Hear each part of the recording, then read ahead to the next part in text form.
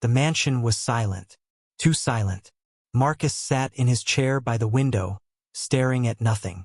The world moved outside, cars, people, life, but not for him. Not anymore. Then she walked in. No words. No pity in her eyes. Just a notepad and steady hands.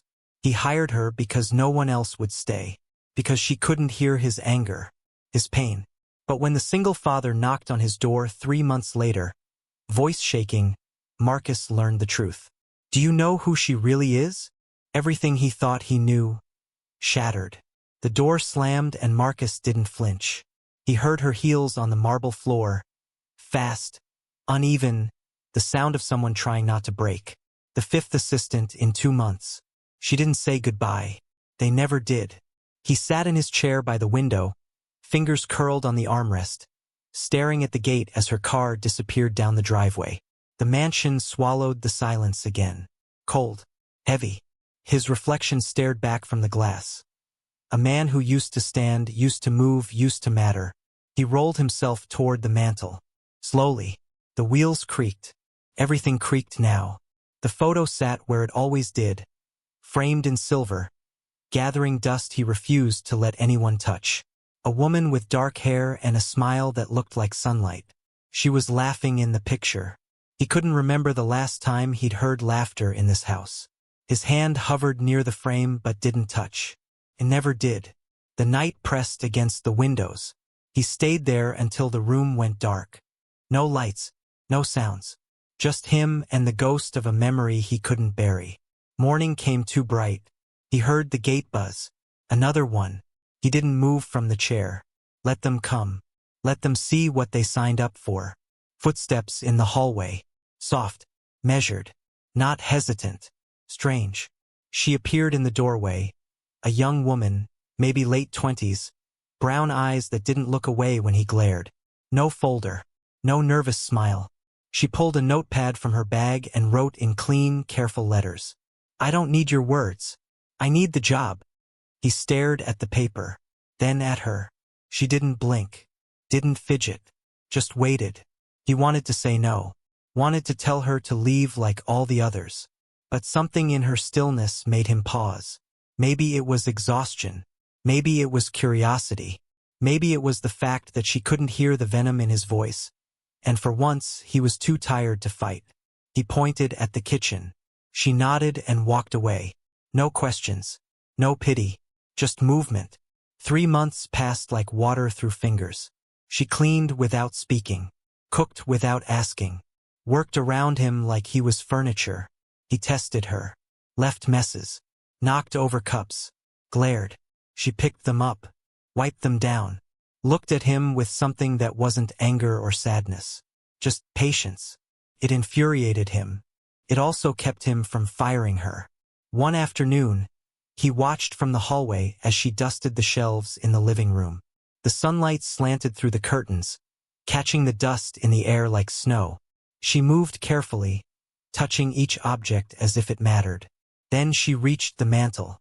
Her hand hovered over the photo, the silver frame, the woman's face. Lily froze. Her fingers trembled, just for a second. Then she pulled her hand back and turned away. Too fast. Too deliberate. Marcus's breath caught. She didn't look at him. Didn't explain. Just kept moving, kept cleaning, kept pretending. But he saw it. The tremble. The recognition. And for the first time in 3 months, Marcus felt something other than emptiness. He felt fear. The gate buzzed at noon. Marcus ignored it. The security guard's voice crackled through the intercom. Sir, there's a man here. He says it's urgent. Marcus wheeled toward the window. A figure stood outside the gate, thin, worn jacket, holding a little girl's hand. The child clutched a stuffed rabbit, staring up at the mansion like it was a castle from a storybook. Tell him to leave, Marcus said. But then he saw Lily. She stood by the kitchen window, frozen, her back rigid, her hand pressed flat against the glass. She wasn't looking at him. She was looking at the man. The girl tugged her father's sleeve and pointed at something. A bird? Maybe, or the fountain in the courtyard. The man knelt down, whispered something, kissed her forehead. When he stood, his face was pale. desperate. The intercom crackled again. "Sir, he's asking for Lily." The name hung in the air. Marcus looked at her. She didn't move, didn't breathe. Her hand slid down the glass, leaving a faint print.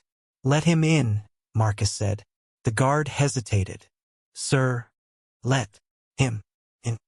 The gate opened. The man walked slowly, the girl skipping beside him, oblivious. Lily turned and walked out of the kitchen. Marcus followed. The front door opened before the man could knock. Lily stood in the threshold, her face unreadable. The man's eyes filled.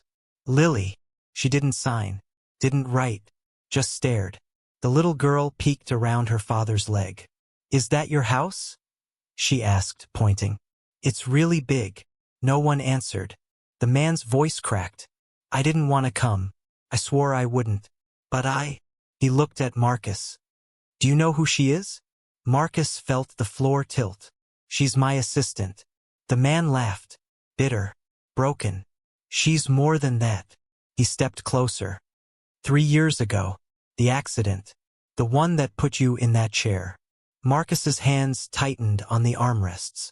"You don't need to. The driver who died wasn't just your employee.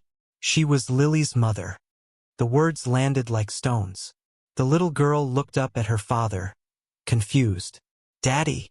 Lily's shoulders shook. Still, she didn't move. The man's voice dropped. "She didn't tell you, did she? She's been working for you for 3 months. Cleaning your house. Caring for you. And you never knew." Marcus stared at Lily, at the curve of her cheek, the way her hair fell, the dark eyes that had watched him, day after day, without a word. The woman in the photo, the driver, the one who died saving him. This was her daughter. "She came here to understand," the man said quietly. "To see the man her mother gave her life for." Lily finally moved. She pulled the notepad from her pocket and wrote, hands shaking. She turned it toward Marcus. "I didn't come for revenge. I came to see if you were worth it." The little girl tugged her father's hand. "Why is everyone sad?" Marcus's wheelchair rolled backward. His mind raced. Every meal she'd made, every mess she'd cleaned, every time she'd looked at that photo and said nothing. The mansion felt smaller, the silence unbearable. Lily folded the notepad, turned toward the door. "Wait." Marcus's voice was raw. She stopped, didn't turn, just waited. And in that moment, Marcus realized. She'd been waiting for 3 months, waiting for him to see, waiting for him to care, waiting for him to be human again. Marcus didn't sleep that night. He sat by the window, the photo in his lap, staring at the woman's face. She used to hum while she drove, used to bring him coffee without asking, used to say, "You work too hard, Mr. Hale," with a smile that made him feel less alone. And she died, because the other car swerved, because he didn't see it coming, because she turned the wheel at the last second and took the impact meant for him. He never knew she had a daughter. He never asked. Morning came cold. Lily arrived at 8 like always. She didn't look at him, just moved through the house, silent, efficient, untouchable. Marcus wheeled into the kitchen. She was washing dishes. He stopped beside her, waited. She dried her hands, pulled out the notepad, wrote, "You don't owe me anything." He stared at the words. "Your mother saved my life." Lily's jaw tightened. She wrote again, "And you forgot her." The truth hit harder than the accident ever did. "I didn't forget." His voice cracked. I didn't know how to live with it." Lily looked at him, really looked. For the first time, he saw her mother in her eyes. The same quiet strength, the same impossible kindness. She wrote slowly, "She loved you, like family. I needed to understand why." "And do you?" Marcus asked. Lily paused, then nodded. Just once. The pen moved again. "You were dying before the accident." She saw it. "I see it too." Marcus felt something break inside him. The bitterness, the anger, the walls he'd built to keep everyone out. They crumbled. "I don't know how to fix this," he whispered. Lily wrote, "Start small." The next week, Marcus made a call. The single father, Lily's stepbrother, had medical bills he couldn't pay, a daughter who needed surgery. Marcus didn't ask questions, just wrote the check. Then another. Then another. The man cried on the phone. Marcus hung up before he could say thank you. He didn't want gratitude. He wanted penance. Months passed. Marcus started learning sign language. Slowly. Badly. Lily corrected him with patience that felt like forgiveness. One evening, she taught him a sign. 2 hands forming a roof, then touching the heart.